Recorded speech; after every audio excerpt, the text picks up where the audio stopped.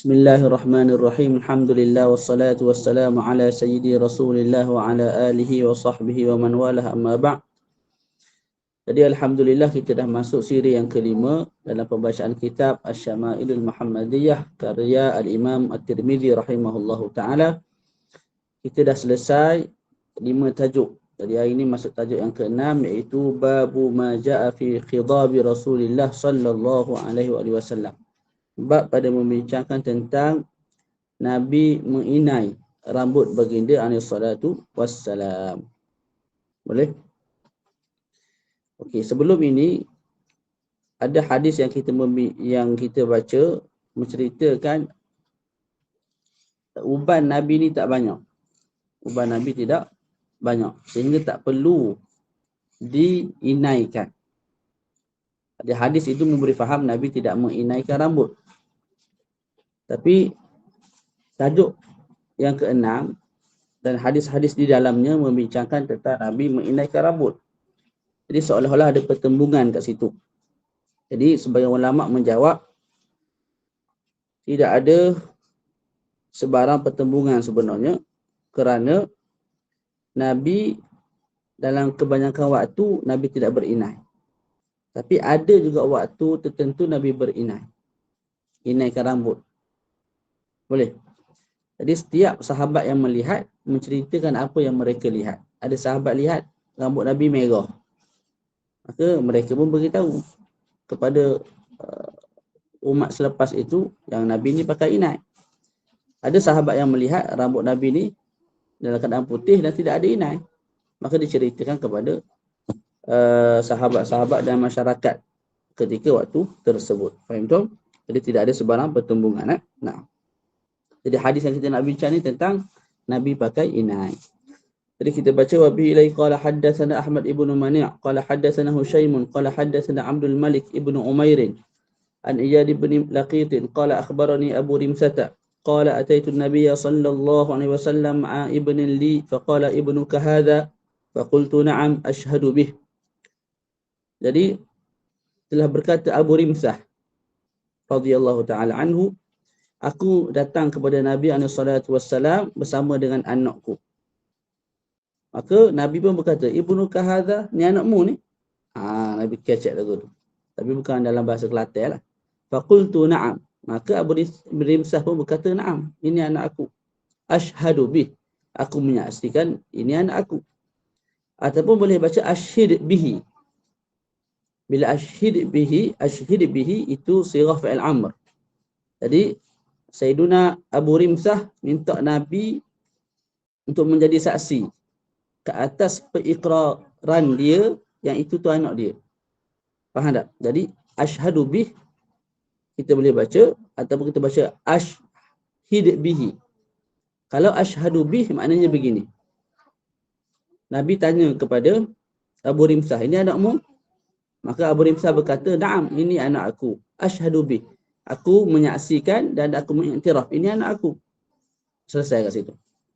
Tapi kalau kita baca asyhid bihi dengan sirah fa'il amr, maka maksudnya ialah Abu Rimsah minta Nabi menjadi saksi ke atas ikrar beliau yang ini tu anak dia.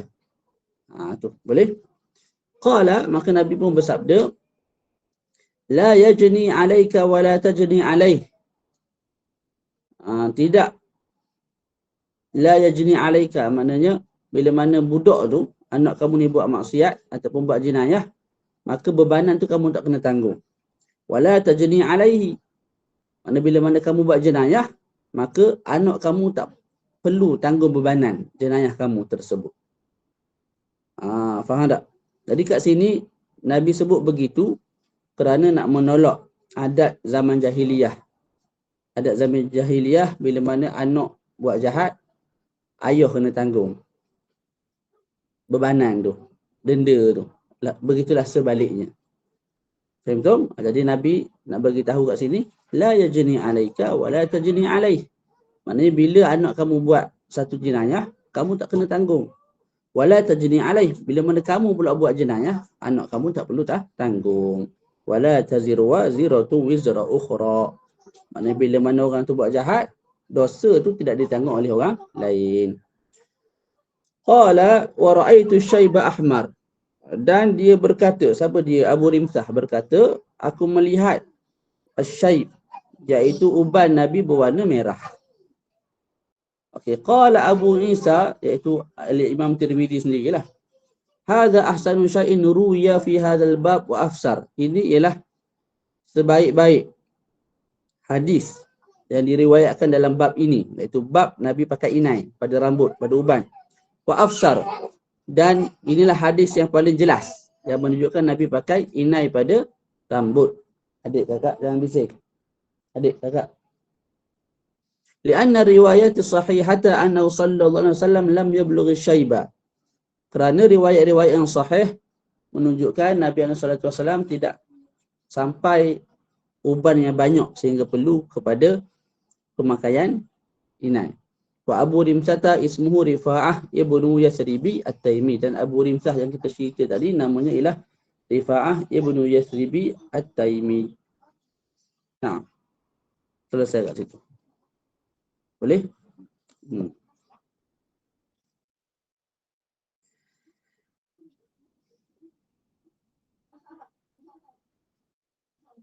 Faham tak?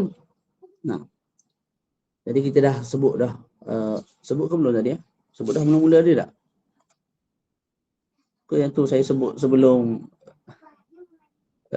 apa tu, rakaman kedua ni? Tak ingat dah saya pun. Tentang pertembungan antara hadis dengan hadis. Kita ulang, tak ada masalah. Jadi sebelum ni kita pernah baca inai Nabi ni, inai Nabi pula, apa nama tu? Allahumma salli ala Muhammad. Uban Nabi ni tak banyak, sehingga tidak perlu kepada inai. Tapi dalam hadis yang kita baca pada hari ni menunjukkan Nabi berinai pada rambut. Jadi adakah ada pertembungan? Jawapannya tidak ada pertembungan. Sebab ulama sebut Nabi dalam kebanyakan waktu tidak berinai. Tapi ada waktu-waktu tertentu Nabi inaikan rambut. Jadi sahabat yang melihat rambut Nabi merah, rambut Nabi berinai, mereka ceritakan perkara tersebut kepada masyarakat, kepada umat selepas lah menyampaikan hadis tu. Ada pun sahabat-sahabat yang melihat rambut Nabi kekal dalam keadaan putih tu putih je, tidak diubah menjadi warna lain, maka hadis tu disampaikan dengan cara begitu. Maka tidak ada pertembungan. Sekalipun disebut dalam hadis yang kita baca ni, kerana riwayat-riwayat yang sahih menunjukkan Nabi ni tidak sampai uban yang terlalu banyak sehingga perlu pada inai. Tak, kita dah terang dah cara nak gabungkan hadis yang bertemu antara satu sama lain. Nah. Wa bi qala hadatsana Sufyan ibn Waqi' hadatsana Abi an Syarikin an Utsman ibn Mawhab. Qala su'ila Abu Hurairah radhiyallahu ta'ala anhu hal khadaba Rasulullah sallallahu alaihi wasallam, qala na'am. Daripada Utsman ibn Mawhab berkata, telah ditanya Sayyidina Abu Hurairah, adakah baginda Nabi menginaikan rambut? Qala na'am. Maka Sayyidina Abu Hurairah menjawab ya. Qala Abu Isa, telah berkata Al-Imam At-Tirmizi, Abu Isa, wa rawa Abu Awanah hadzal hadits an Utsman ibn Abdullah ibn Mawhab faqala an Ummi Salamah. Abu Isa berkata hadis yang sama diriwayatkan oleh Abu Awanah daripada Utsman bin Abdullah dan daripada Ummu Salamah. Kita tengok matan yang mula-mula kita baca tadi. Daripada Sufyan bin Waqi', daripada ayahnya, daripada Syarik, daripada Utsman bin Mawhab, telah berkata, ditanya Abu Hurairah akan satu soalan. Apa soalan tu? Adakah baginda Nabi memakai inai? Maka Abu Hurairah menjawab na'am, ya. Imam Tirmizi sebut hadis yang sama diriwayatkan oleh Abu Awanah daripada Utsman. Hadis yang tadi kita baca an Syarik. Syarik itu tukar dengan Abu Awanah. Kemudian an Utsman. Cuma Utsman ke atas tu sebut Utsman ibni Mawhab. Utsman bin Mawhabin. Hadis kat bawah sebut Utsman bin Abdullah ibni Mawhab.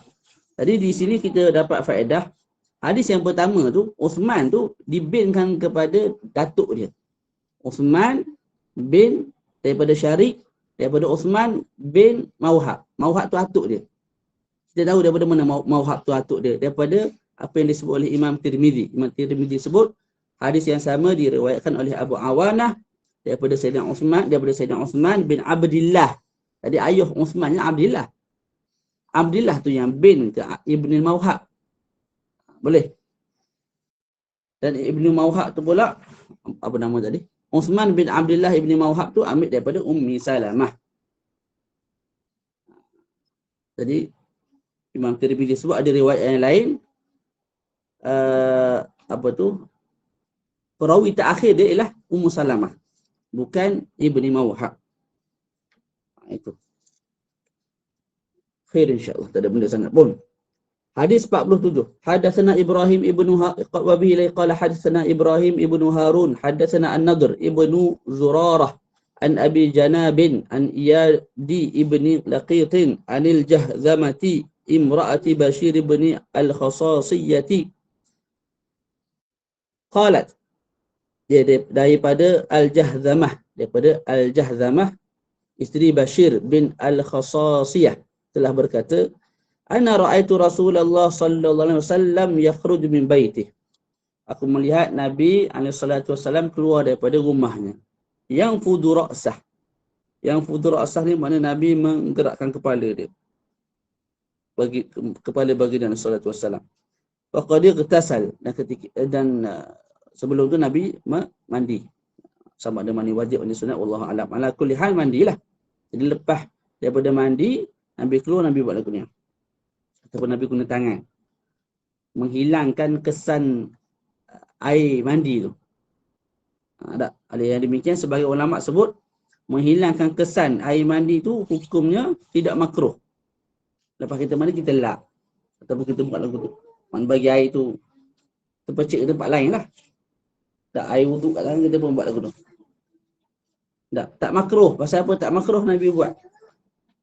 Tapi dalam mazhab Syafi'i yang muktamad makruh. Seeloknya bila kita berwuduk, kita biarkan wuduk tu kering pada badan, air wuduk tu. Bila kita mandi, biarkan air kesan mandi wajib tu dia kering dengan sendiri, bukan dilap. Lepas tu hadis ni Nabi terang-terang yang fudu ra'sah, maknanya menggerakkan rambut ataupun menggunakan tangan menghilangkan air tu yang ada pada rambut. Hadis ini ulama sebut tidak lebih nak menerangkan harus perkara tu dibuat, tidaklah sampai peringkat haram.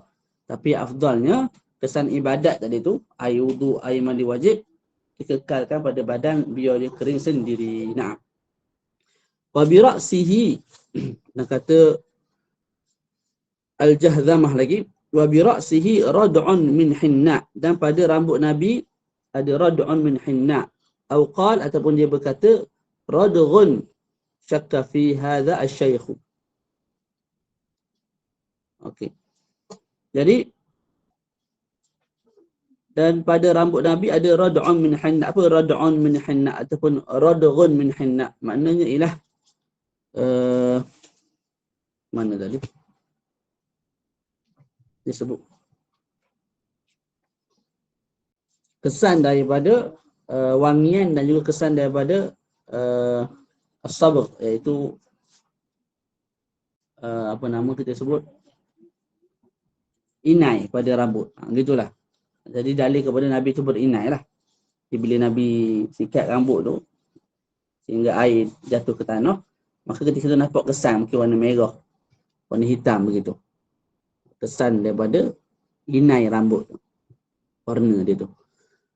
Kemudian hadis 48, wa bi ilai qala haddatsana Abdullah ibn Abdul Rahman anba'ana Umar ibn Asim haddatsana Hamad ibn Salamata anba'ana Humaidun an Anasin radhiyallahu ta'ala anhu qala, daripada Sayyidina Anas radhiyallahu ta'ala anhu berkata, ra'aitu sya'ara Rasulillah sallallahu alaihi wasallam makhduba, aku melihat rambut Nabi dalam keadaan berinai.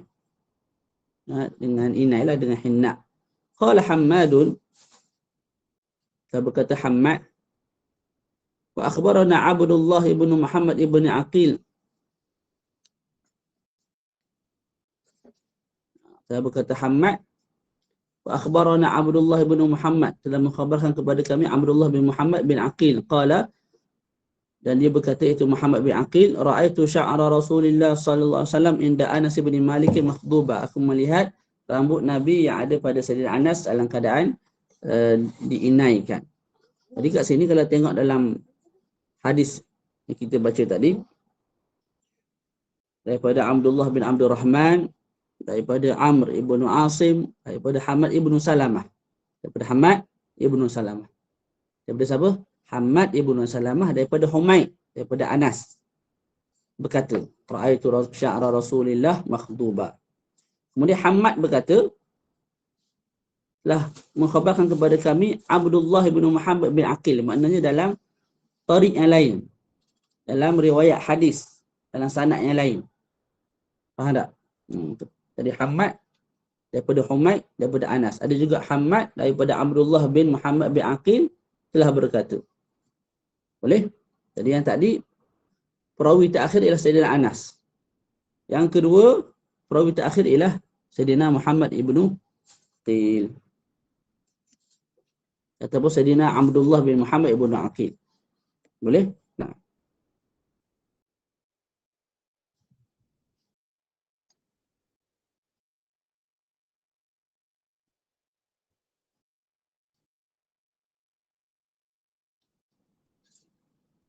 Kat bawah tu ada penutup.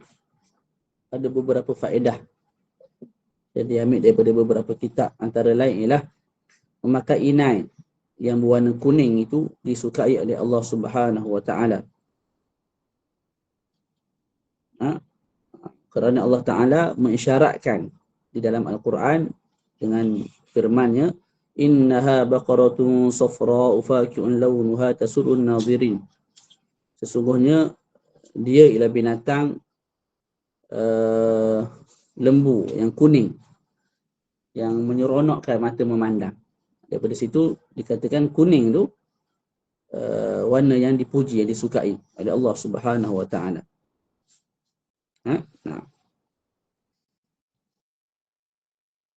Nah, Sayyidina Ali karramallahu wajhah suka untuk pakai selipar yang warna kuning. Sebab kuning ni warna yang menggembirakan, sebagaimana diisyaratkan oleh kebanyakan ahli tafsir. Sayyidina Ibnu Abbas menyebut kuning menyebabkan jiwa kita rasa lega ataupun seronok dan menghilangkan rasa gundah gulana dalam hati. Jadi banyakkan pakai baju warna kuning. Kalau beli lebih, hantar ke saya selain insya-Allah. Boleh? Adik pakai kuning, adik. Ya Allah. Hadis yang seterusnya ialah apa simpan? Hadis mana? Hadis nombor 7. Hadis tajuk nombor 7. Babu ma jaa fi kuhli Rasulillah sallallahu alaihi wasallam. Bab pada membincangkan tentang celak baginda Nabi sallallahu alaihi wasallam pada mata. Boleh?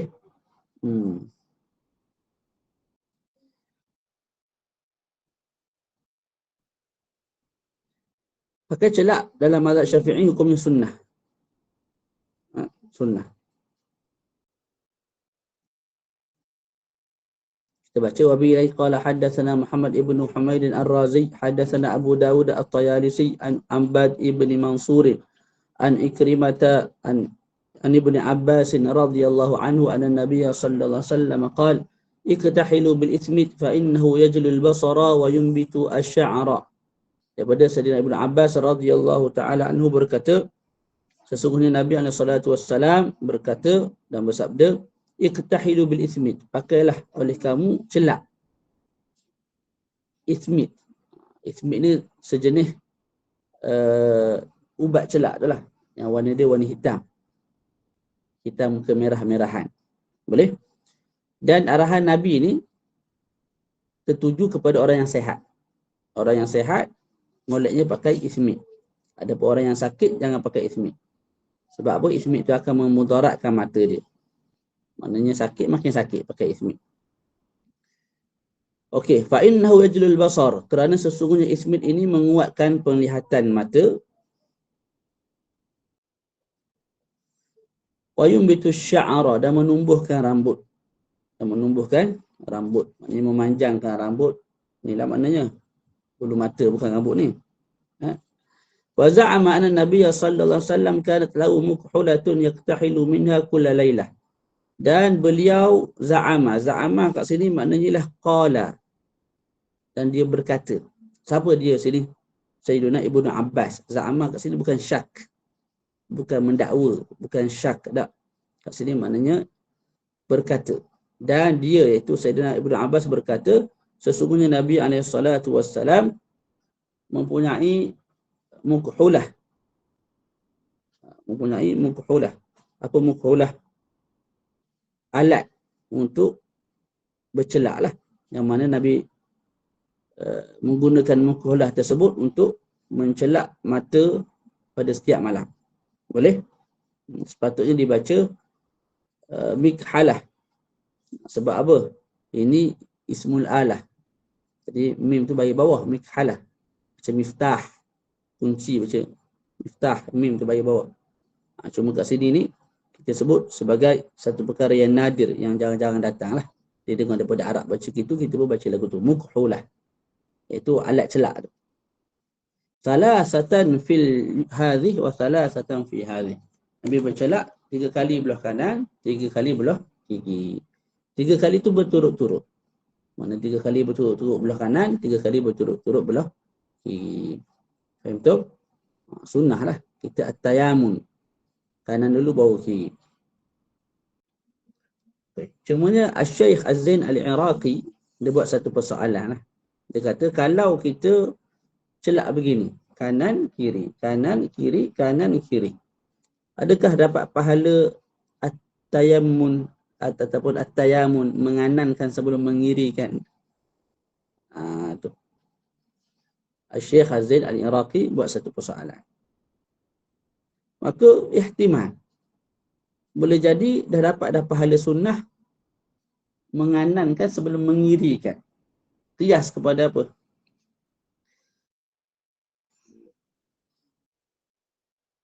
Qiyas kepada berkomor dan masukkan air dalam hidung. Berkomor dan masukkan air dalam hidung ni ada banyak cara. Antara caranya ialah gini. Komor, lepas tu hidung. Komor, lepas tu hidung. Komor, lepas tu hidung. Maksudnya satu cebok tu komor, baki tu hidung. Cebok pula komor, baki tu hidung. Cebok, komor, lepas tu baki air yang ada kat tangan tu hidung. Jadi kias kepada perkara tersebut, maka boleh kita buat kanan kiri, kanan kiri, kanan kiri, dapat dah pahala at-tayamun. Tak. Ada sebagi, tapi boleh juga kita kiaskan dengan anggota yang sama. Contoh 2 tangan. 2 tangan ni, kalau kita buat kanan kiri, kanan kiri, kanan kiri, tak dapat pahala at-tayamun tu. Maka sini pun samalah. Kalau buat kanan kiri, kanan kiri, kanan kiri, tak dapat pahala at-tayamun. Yang saya nampak, tak dapat pahala at-tayamun. Faham tu? Sebab apa? Ni anggota yang sama. Mata. Sebagaimana tangan, anggota yang sama. Kaki, anggota yang sama. Jadi tangan, kanan kiri, kanan kiri, kanan kiri, tak dapat pahala tayamun. Mesti kanan dulu 3 kali, barulah kiri 3 kali. Barulah dapat pahala at-tayamun tersebut. Sama kat sini lah. Tak. Kalau nak qiyas dengan madmadah istinsyak, itu jauh lah. Sebab apa jauh? Sebab satu, mana ada kanan kiri. Tak. Kita komor, lepas tu masuk kain dalam hidung. Mana kanan kiri? Tak ada kanan kiri pun. Jadi, mungkin yang lebih tepat ialah kita kena buat kanan dulu, 3 kali barulah kiri. 3 kali barulah dapat pahala at-tayamun. Wallahu a'lamu bis-shawab. Faham tu?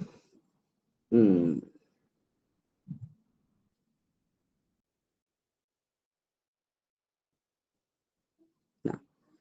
Hadis nombor 50. Sikit lagi dah. Wabi ilai qala haddatsana Abdullah ibn As-Sabbah Al-Hashimi Al-Basri. Akhbarana Ubaidullah ibn Musa, akhbarana Israil ibn Yunus, an Abbad ibn Mansur. Ha itu isyarat kepada tahwil daripada satu sanad kepada satu sanad yang lain. Ini merupakan adat ahlul hadis. Bila mana mereka menulis, mereka tulis ha. isyarat kepada tahwil. Tahwil apa tahwil? Perubahan sanad. Perubahan sanad. Wa haddatsana Ali ibn Hujr, haddatsana Yazid ibn Harun, haddatsana Abbad ibn Mansur. Okey, tengok pada Abbad ibn Mansur. Sebelum hak tu ada tak nama rawi Abbad ibn Mansur? Ada. Tak.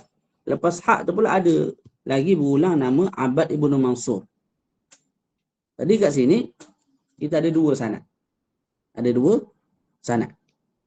Pertama ialah Abdullah bin Sabbah Al-Hashimi Al-Basri, daripada Ubaidullah ibnu Musa, daripada Israel ibnu Yunus, daripada Abbad ibnu Mansur. Kemudian daripada Abbad ibnu Mansur tu turun ke bawah daripada Ikrimah, daripada Ibnu Abbas. Qala kana Rasulullah sallallahu alaihi wasallam yaktahilu qabla an yanam bil ithmi salasan fi kulli ain. Itu sanad yang pertama. Sanad yang kedua ialah selepas daripada hak tu. Selepas daripada hak tu, tak.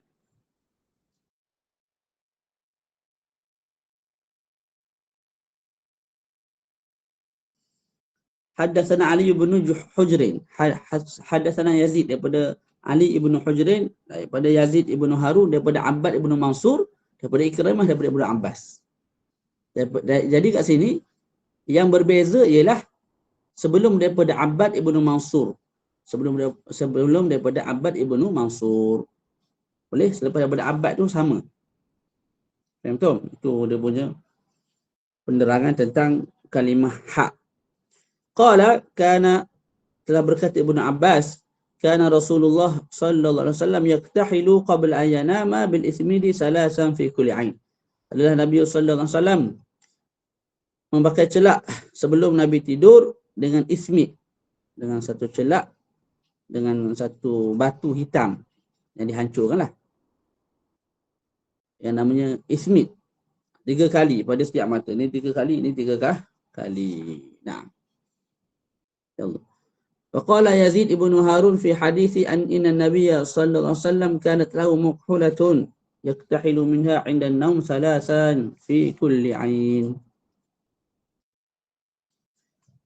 Dan telah berkata Yazid bin Harun dalam hadisnya, dalam matan tadilah. Selepas hak tadi, tak disebut apa? Wa haddatsana Ali ibn Hujr, haddatsana Yazid ibn Harun. Yazid ibn Harun tu berkata dalam hadis dia tadi.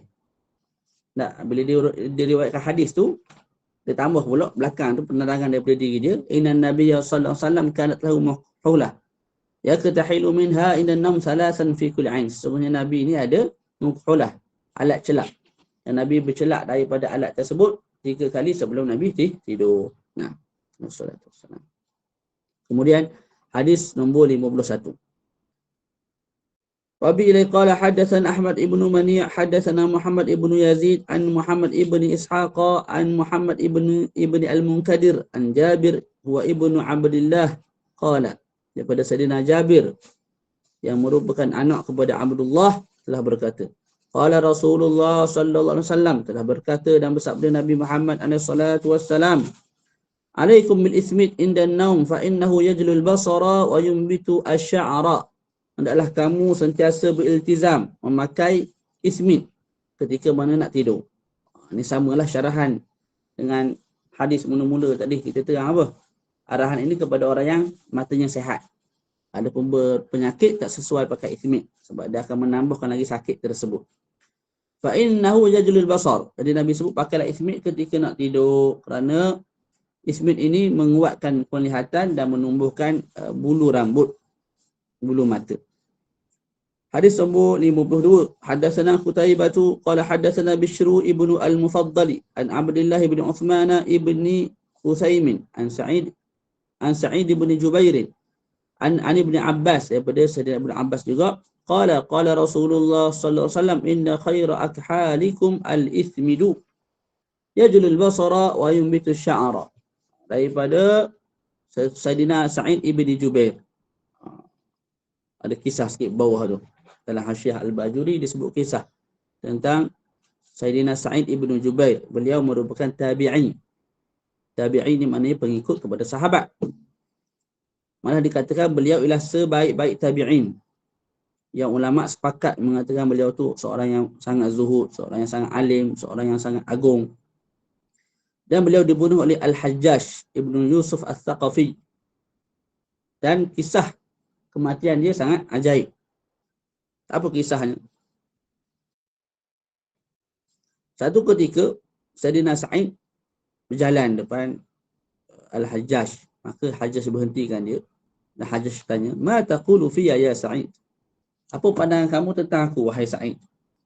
Maka Sayyidina Sa'id pun berkata, "Anta qasitun adil." Kamu ni qasit adil. Adil ni orang yang adil lah, zahirnya. Faghtamma al-Hajjaj. Maka Hajjaj pun sedih, gelisah. Faqala al-hadirun qad madahat.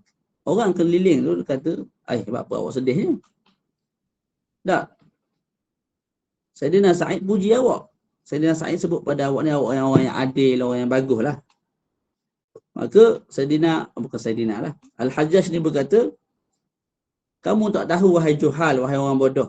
Sesungguhnya Sayyidina Sa'id tadi tu bukan puji aku, malah dia mencela aku. Yang pertama, dia menisbahkan diri aku kepada Al-Jawr. Bila mana dia sebut aku ni qasit. Dalam Quran disebut wa ammal qasitun. Apa makna qasitun? Ay zalimun, orang yang zalim. Fakanu li jahannam hataba. Maka mereka tu akan jadi, Allahumma salli ala Muhammad, kayu api kepada neraka jahannam. Jadi qasit maknanya zalim. Tapi orang sekeliling menganggap qasit ni orang yang adil atau orang yang baik. Tapi maknanya bukan itu, maknanya ialah zalim. Wa nasabani li syirki biqaulihi alilun. Dalam masa yang sama, Sa'id telah menisbahkan aku kepada syirik. Bila mana beliau menyebut adil. Aku ni adil. Sekali faham, adil lah orang yang adil. Tak. Adil kat sini maknanya musyrik.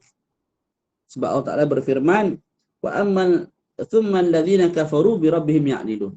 Kemudian mereka yang kufur dengan Tuhan mereka, ya'dilun, iaitu syirik dan menduakan Tuhan mereka. Itu makna ya'dilun, makna adil.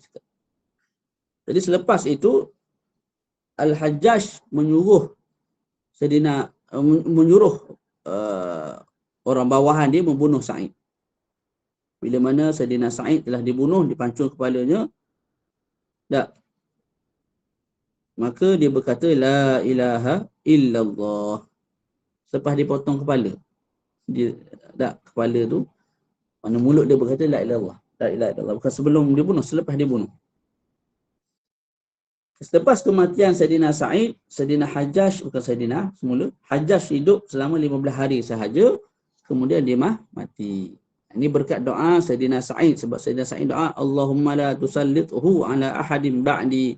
Ya Allah, jangan bagi dia dibunuh orang lain dah lepas aku. Maksudnya akulah orang pengelah. Maksudnya jangan jadikan mangsa ataupun korban di bawah tangan Hajjaj. Jadi doa tu dimakbulkan 15 hari sahaja selepas kematian Sayyidina Sa'id ibn Jubair, maka matilah Al-Hajjaj ibn Yusuf Al-Thaqafi. Boleh? Jadi daripada Sayyidina Sa'id ibn Jubair, daripada Sayyidina Ibn Abbas, sepupu Nabi SAW, telah berkata, telah bersabda Nabi Muhammad SAW, inna khaira akhalikum al-ithmidu. Sesungguhnya sebaik-baik celak kamu ialah al-ithmid.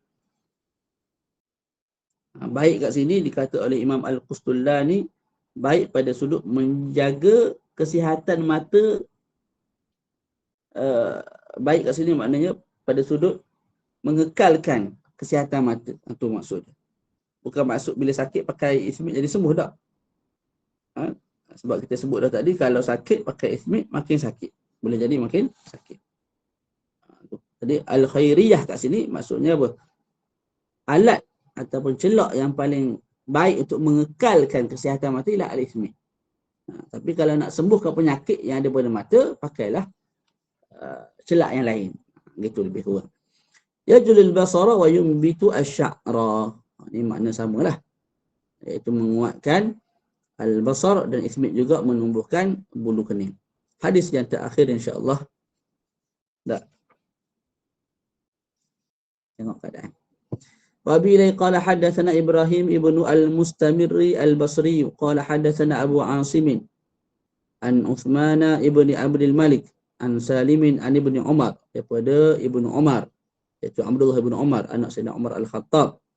Qala, telah berkata, qala Rasulullah sallallahu alaihi wasallam, telah berkata Nabi alaihi salatu wassalam, alaikum bil ismit, hendaklah kamu memakai ismit, fa innahu yajlil basara wa yunbitu sya'ra, kerana sesungguhnya ismit menguatkan penglihatan dan menumbuhkan bulu pada mata.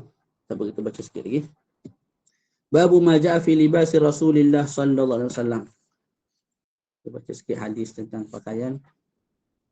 Beberapa hadis patut kita berhenti. Okey. Pertama sekali kita nak sebut tentang faedah pada sudut bahasa.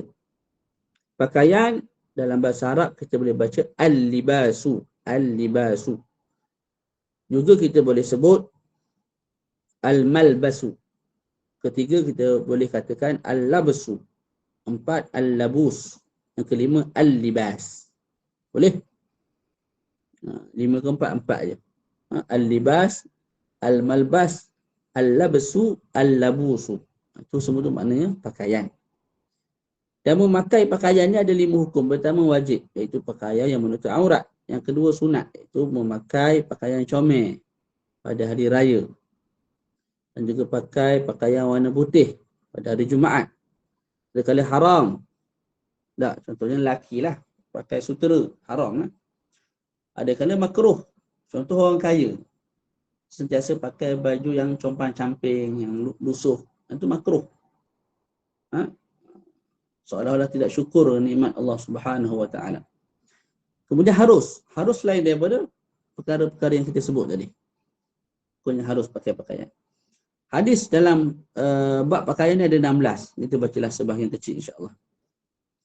Wabi ilai qala haddatsana Muhammad ibn Humaid Ar-Razi qala haddatsana Al-Fadl ibn Musa wa Abu Tumailata wa Zaid ibn Hubab an Abdul Mu'min ibn Khalid an Abdullah ibn Buraidah an Ummi Salamah qalat, daripada Ummi Salamah ummul mukminin telah berkata, kan ahabbu thiyabi ila Rasulillah sallallahu alaihi wasallam al-qamisa, adalah pakaian yang paling Nabi suka pakai ialah al-qamis. Al-qamis ni baju gamis. Gamis ni baju jubah ni. Ni macam kita pakai lah jubah ni. Boleh? Jadi al-qamis ni maksudnya. Adapun al-jubah pakaian yang belah tengah tu. Macam tu imam sama pakai. Nah, orang masyayikh Arab sama pakai. Karkula tu, karkula. Kita panggil ni jubah. Tak, dalam bahasa Arab al-qamis. Jubah ialah pakaian yang kat tengah dia terbuka. Macam habaib pakai tu. Macam masyayikh Al-Azhar pakai tu. Boleh? Tok imam pakai, Tok Bilal pakai yang tu. Tak. AJK masjid. Tu kita panggil jubah. Jadi Nabi suka pakai al-qamis. Yang mana dalam bahasa kita sebut sebagai jubah. Faham tu? Okay, sebab apa Nabi pakai al-qamis? Sebab dia lebih menutup badan. Dan lebih ringan ke atas badan. Dan pemakainya itu tidak terlalu takabur banding orang lain. Mungkin zaman Nabi dulu lah kot. Orang yang pakai selain daripada qamis ni takabur, sombong. Tapi yang pakai qamis tidak ada sifat tersebut. Dan yang zahir daripada hadis, al-qamis yang dipakai oleh Nabi, gamis yang dipakai oleh Nabi lah diperbuat daripada kain katen. Bukan kain suf. Kain suf ni kain guni tu. Guni kain tu. Tu kain suf. Sufi tu ni sebab pada suf tu lah. Sebab sebahagian puak sufi ni dia suka pakai baju tu. Nak mendidik diri dengan sifat zuhud. Jadi al-qamis yang Nabi pakai dia buat daripada kain katen, bukan daripada suf. Sebab kalau pakai kain guni tu dia menyebabkan badan pun sakit, peluh pun banyak. Lepas tu bila peluh ni bau busuk lah badan. Betul? Terus wabi ilai qala hadatsana Ali bin Hujr qala hadatsana al-Fadlu ibnu Musa an Abdul Mu'min ibn Khalid an Abdullah ibn Buraidah an Ummi Salamah qalat kana ahabbu thiyabi ila Rasulillah sallallahu alaihi wasallam al-qamisa. Samalah daripada Ummi Salamah telah berkata adalah pakaian yang Nabi paling suka pakai ialah al-qamis, itu jubbah, gamis. Hadis 56. Qala Abi ilai qala haddatsana Ziyad ibnu Ayyub al-Baghdadi qala haddatsana Abu Tumailata an Abdul Mu'min ibn Khalid an Abdullah ibn Buraidah an ummihi an Ummi Salamah qalat kanat ahabbu thiyabi ila Rasulillah sallallahu alaihi wasallam yalbasuhu al-qamisa. Daripada Ummi Salamah lah berkata pakaian yang Nabi suka pakai ialah al-qamis, iaitu jubah tadi. Qala, telah berkata, siapa telah berkata ni? Abu Isa, iaitu Imam Tirmizi. Jadi Imam Tirmizi berkata, apa yang dia kata? Hakadha qala Ziyad ibnu Ayyub fi hadithi. Beginilah yang disebut oleh Ziyad bin Ayyub dalam hadis dia. Mana Ziyad bin Ayyub? Hadis 56 tu. Oleh hadis 56 itu hadatsana Ziyad ibnu Ayyub al-Baghdadi. Jadi Ziyad ibnu Ayyub al-Baghdadi dalam hadis beliau menambah an ummihi daripada Abdullah bin Buraidah, daripada maknya, daripada mak Abdullah tu lah, daripada mak Abdullah bin Buraidah, daripada Ummu Salamah. Jadi dalam hadis Ziyad ibnu Ayyub al-Baghdadi ditambah selepas daripada Abdullah ibn Buraidah an ummihi. Tak, berbeza dengan hadis nombor 54-55, tidak ada an ummihi.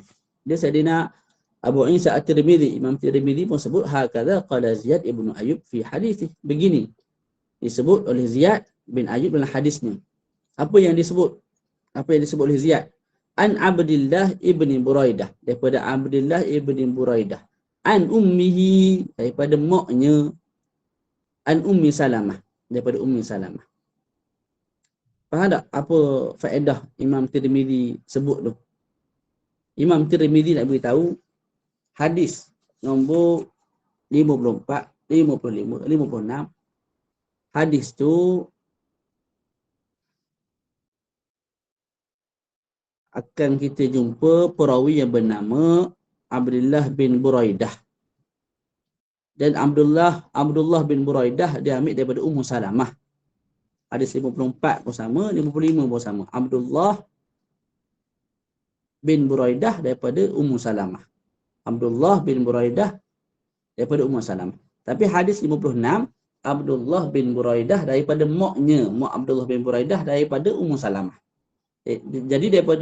Jadi antara Abdullah bin Buraidah dan juga Ummu Salamah tu ada orang tengah dia, iaitu mak kepada Abdullah bin Buraidah.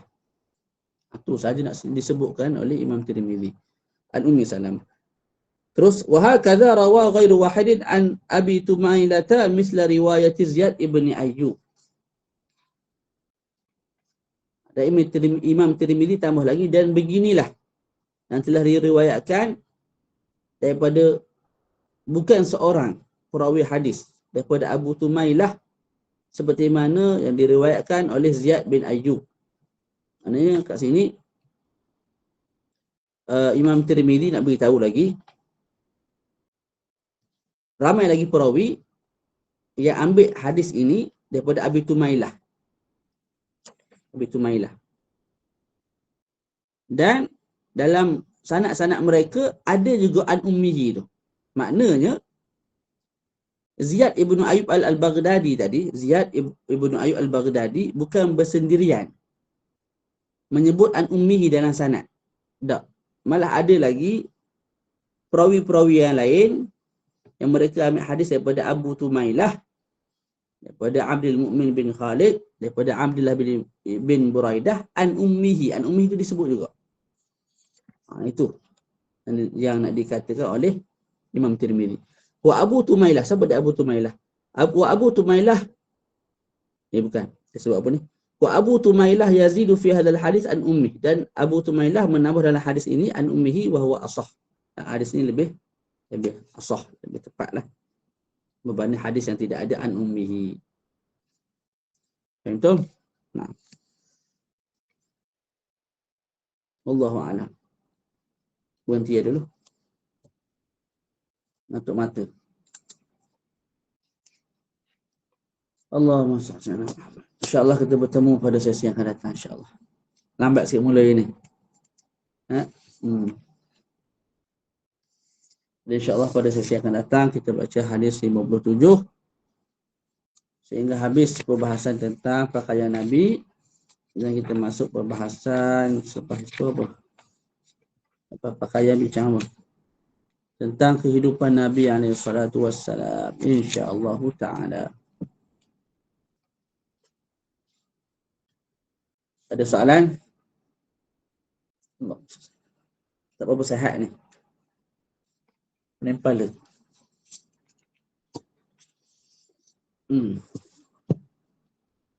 Kita sambung kemudian insya-Allah. Barakallahu fikum wa sallallahu ala sayyidina Muhammad wa ala alihi wa sahbihi wa baraka wa sallam. Alhamdulillahi rabbil alamin. Assalamualaikum warahmatullahi taala wabarakatuh. Waalaikumsalam warahmatullahi wabarakatuh. Alhamdulillah, alhamdulillah. Terima kasih Ustaz.